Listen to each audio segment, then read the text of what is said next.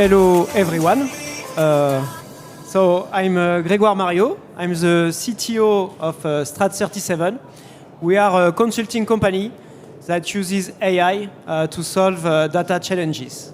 So today I'm very pleased to welcome Alban from Sanofi, and she is going to tell us about a success story of using generative AI to classify data. Together, we tackled the challenge of classifying more than 53,000 of R&D and laboratory equipment across 4 countries, and this only in 4 weeks. So Alban, welcome, and thanks for being here to share this experience with us. So hello everyone, and thank you Grégoire for the invitation. It's a real pleasure for me to be here today. So I'm Alban Courgeot. I'm a project manager in R&D operation at Sanofi. My daily job is to make it possible to simplify operation, and it's not easy, to help the scientists to be focused on what really matters, sciences. So easy to say. Okay, and first of all, I wanted to outline that Sanofi's tagline is "Take the lead." And that's what Alban did, except than taking some headache medicines. She took all the equipment and forced them into 22 categories. We have to warn you of potential side effects of this interview, like a sudden urge of classifying equipment and a temporary Excel allergy. The contraindications are: if you are allergic to innovation, don't listen. And the right dosage is 20 minutes of active listening. More seriously, let's start. So Alban, first question is, can you describe what was the scale of the initial challenge and what are the main issues you were facing? Sure, I will try. I will try to be simple because it's not easy. So as everybody knows, Sanofi is an international company with multiple R&D sites across the world, and a large number of lab equipment everywhere spread across this different R&D sites. Our ambition was and is clear. We would like to get a global view of what we have as a lab equipment, and in order to improve our way of managing it and better controlling it. The problem is that each R&D site used to manage their equipment fleet by individually, using their own rule, their own tool, their own database, by different way of working, and this making impossible to get a global vision of what we have. So a global project has been initiated internally, and in this project we created a specific work stream dedicated to the lab asset classification. And the first thing that we decided to do is to create a core model, a unique standard, single and simple, that can meet the user needs. And then, when this core model will be created, we should reclassify all the equipment from their former classification to this new one. So easy to say, but really not easy to do, believe me. I agree on that. So how did you come up with the idea of using AI for this project? Quite naturally, when the project asked me to harmonize the classification on more than 50,000 of lab equipment, I realized that analyzing these thousands of lines of data manually, for me it was really impossible to do. So the decision to use the AI became really as an obvious choice. And also I saw an opportunity to test an emerging technology and to evaluate how we can introduce this new technology in our way of working and in the project that we are managing. Okay, thanks. And what convinced you that generative AI especially was the right approach compared to more traditional ways? As many people here, I think, at the beginning we started manually. We tried to build this new core model using traditional tools like Excel. We have even tested ChatGPT, but the results were really insufficient and not really fit with what we wanted at the end. So we quickly realized that we needed more powerful tools, and especially we needed people able and who have the knowledge to use these tools. That's why we decided to start the collaboration with you. And I think it was a good idea. And in the end, did you have any concerns about AI's ability, I would say, to understand the complexity of the laboratory and R&D equipment? Yes, I had some doubts, but not really on the ability of the AI to generate results or to make some proposals. I had more doubt about the result that we will obtain at the end. How to be sure that this result will be really what we wanted at the end, it is really the right one and enough accurate. And for me, I wanted really to keep the critical mindset and to put some step of validation at the different stage in this project to ensure that the result that we obtain at the end will be the right one and will be the accurate one. And can you tell us a bit more about how was the collaboration between us and what was your exact role in this project? So our collaboration was excellent, smooth and really constructive, in fact. It was like a partnership, two partners on the same project, and it was really nice to work like this.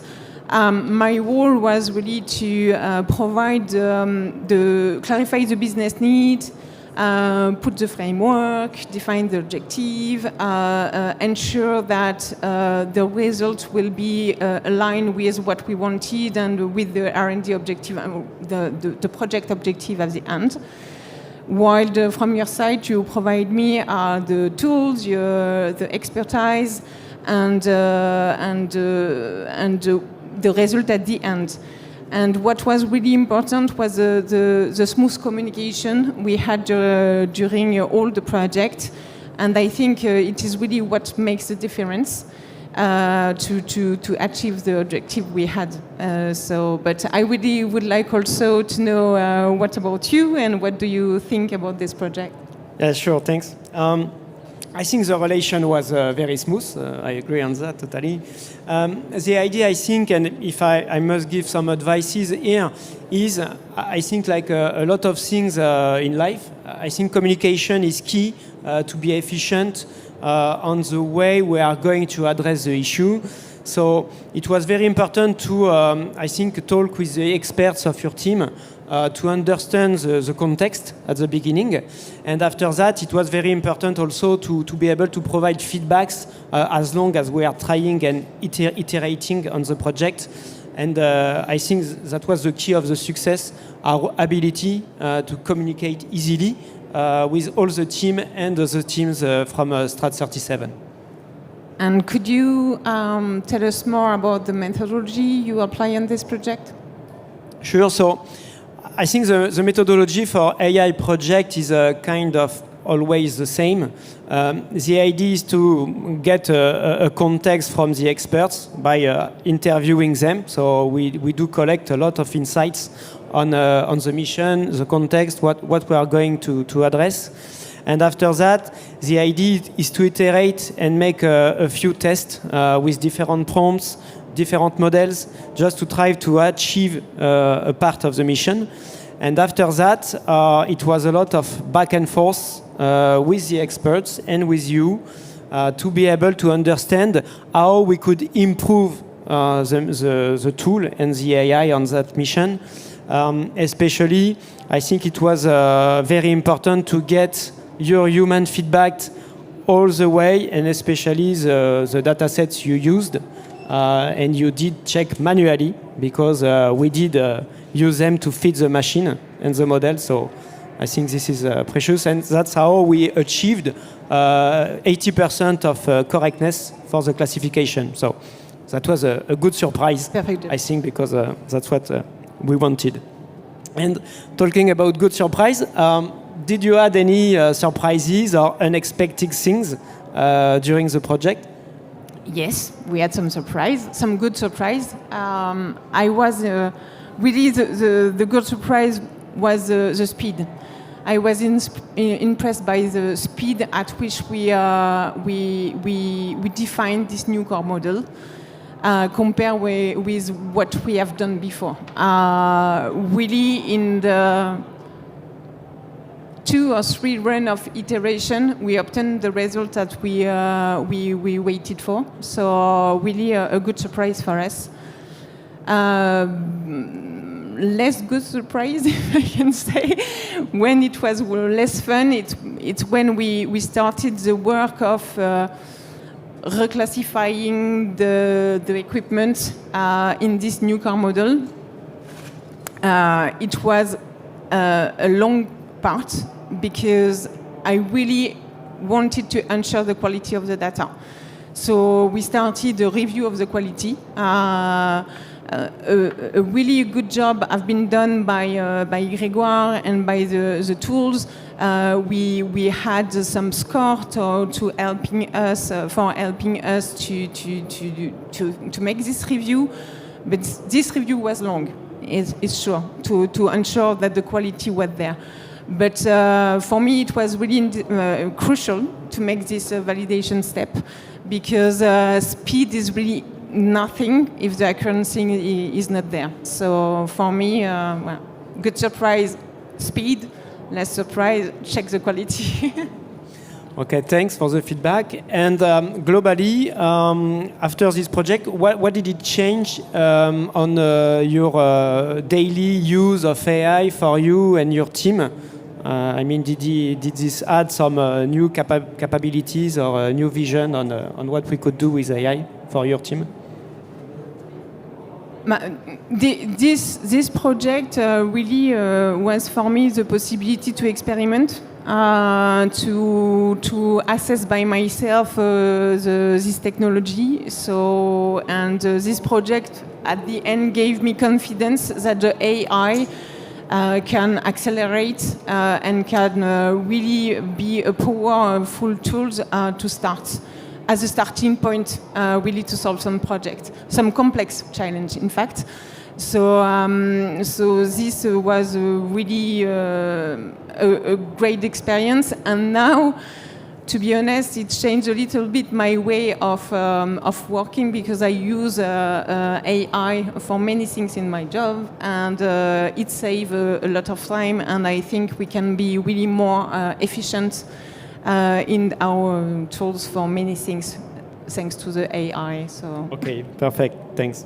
So, if you had any advice to give to a person in the room or to anyone that would like to start a data project using generative AI, what would be your advices? Don't hesitate. Take the lead, as Sanofi strategy said, and no, jump in it. It's you have nothing to lose, so try it. Okay, so and as a conclusion, maybe in one sentence, what did you learn about AI globally as a working partner? As I tried to explain during the speech, for me, AI was really a powerful accelerator for solving some complex challenges. But the ultimate decision is always human. So for me, the future is not AI alone. It's more AI and human expertise together. So it is really this combination that makes a difference. Okay, thank you, Alban. So maybe I can also add a few words about the technical aspects of this project. So for information, so we used two models, the ones from OpenAI, the best one available at when we did the project, and also the ones from Anthropic. And the idea was to use a cross-verification system for each classification between the two models, thus to be assured that we were going to get the same results with the two models. So it was a way to, I would say, give a frame for the AI. We did more than 30 prompts for the whole project before achieving the last one with the best results.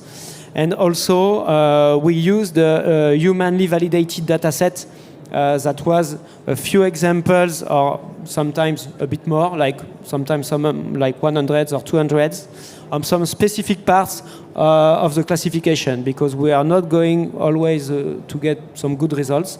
So we use the human feedback to get the right quality in the end.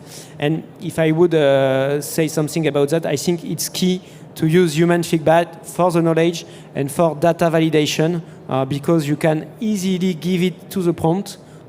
We didn't add to fine-tune anything. I mean, we were only using example in the prompt for some specific part of the classification pipeline, I would say. And that's how we got this success. Right. Time we have. That's all the time we have. Thank you very much. Give you a round of applause. Thank you very much. Great speech. Thank you. Just if you want to talk about it a bit more, our stand Strat 37 is located at position I8. Thank you very much. Amazing.